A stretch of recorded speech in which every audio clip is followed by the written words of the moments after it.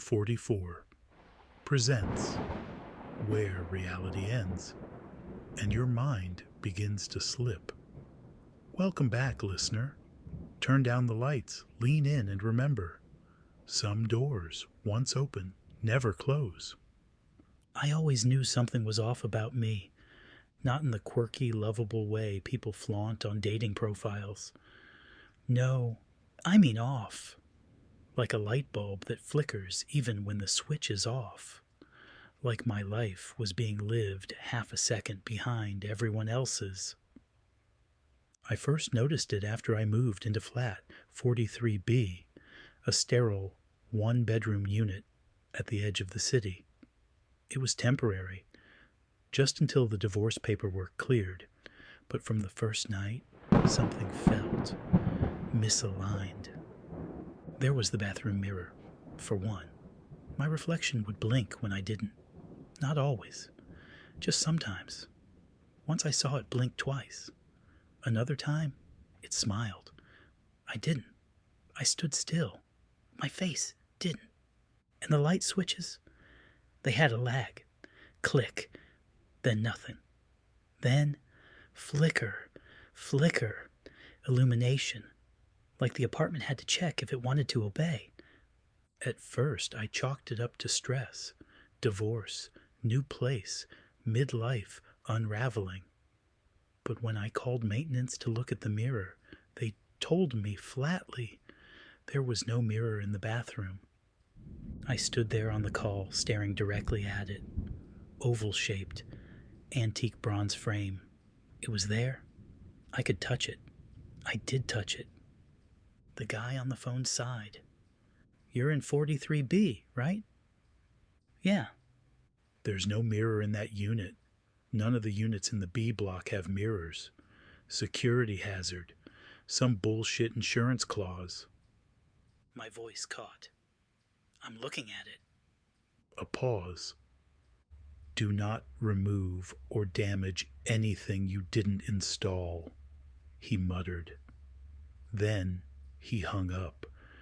That night, I dreamed of myself, only I wasn't me. I was watching myself, lying in bed, twitching in my sleep like something else was trying to settle into my body. When I woke up, the bed sheets were tucked around me, tight like a hospital swaddle. I live alone. The next day, I ran into the neighbor across the hall. She was new, I think. I'd never seen her before, and she wasn't listed on the tenant directory. She had long black hair and an oversized hoodie. Her expression was slack, not sad, not tired, just disconnected. You ever hear humming? She asked me. No hello, no introduction. I blinked. Sorry? At night, like from the walls, but it's not electricity. It's like a low voice, talking. I nodded. Yeah, I've heard something like that. She stared at me a moment longer. Then, without a word, she walked back into her flat and closed the door softly. The hallway light above me buzzed once, then died. That week, the detachment started. Not just mentally, physically. I woke up to find my right hand didn't respond. I could see it, feel it, but it wouldn't move.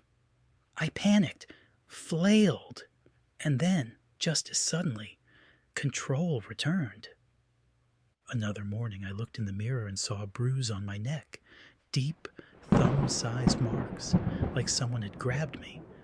But my skin didn't hurt, and when I touched the spot, the bruise in the mirror didn't move with me. Hey, you're halfway through. If you're still listening, you must like it creepy, so don't forget to subscribe, like, and share. New horrors drop every week right here on Room 44. Now, back to the shadows. I set up a camera, basic motion detection, just to see what was happening when I slept. The first night, nothing. Second night, I caught myself standing over the bed. The footage showed me sleeping. Then, at 2:13 a.m., the figure of me stepped into frame, but I never moved.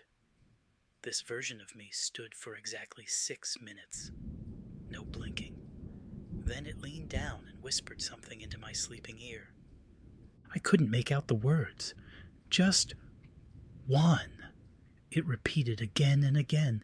Detach, detach, detach. I showed the footage to a friend, Liam, a cynical software engineer who didn't believe in ghosts or God or gluten. He watched it twice, then a third time. Then he said quietly, "Where's your shadow?" "What?" "The thing standing over the bed. It doesn't cast a shadow." He paused the video, looked at me. "Have you been losing time?" I laughed, nervously. "Yeah, actually, a lot." "Do you ever feel like your thoughts aren't yours?" I hesitated. He leaned in.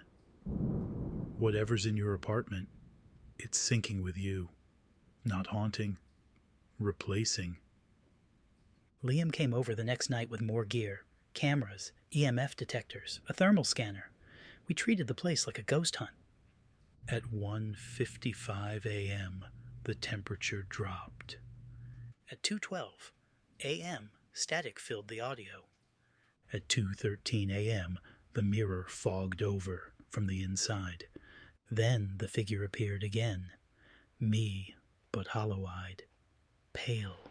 It walked to the wall, placed its hand on it, and pushed through. The wall rippled. We watched in silent horror. Then the feed cut to black. Liam stood up. "I'm done. Whatever that is. It doesn't want to be seen anymore." He packed and left. I never saw him again. His number went to voicemail, then to a dial tone. Alone again, I started to see things during the day, objects shifting slightly, cupboards opening a crack, the fridge humming in Morse code rhythms. The mirror version of me became more confident. It smiled when I frowned. It mimed slitting its throat while I brushed my teeth. And the worst part? It was starting to look more alive than me. I tried moving out, packed a suitcase, booked a hotel. But when I stepped into the hallway, every door was mine. Flat 43B, repeated over and over, each one an exact replica. I ran, opened door after door, every single one open to my apartment. I screamed, kicked a wall, my foot sank through it like water. The hallway was an illusion. I wasn't living in an apartment. I was inside something else, something alive. Desperate, I smashed the mirror. It didn't break. It shimmered and showed me something else. A room full of versions of me, each one twitching, eyes blank, some banging on glass, one curled in a fetal position, all mouthing the same word, detach. I reached forward. My reflection reached back. Then it grabbed my wrist and pulled. I woke up on the ceiling, or rather, my body was on the bed, but my perspective was from above. I screamed, but no sound came. I waved, but no arms moved. I was trapped in the ceiling, watching. Then, to my horror, my body sat up, walked to the bathroom, stared at the mirror. It smiled and whispered, "He's watching." Weeks passed, or maybe hours. Time melted. I couldn't sleep. I couldn't scream. Just observe as my body walked, talked, worked my job remotely, went out, laughed with strangers. It was better at being me than I ever was.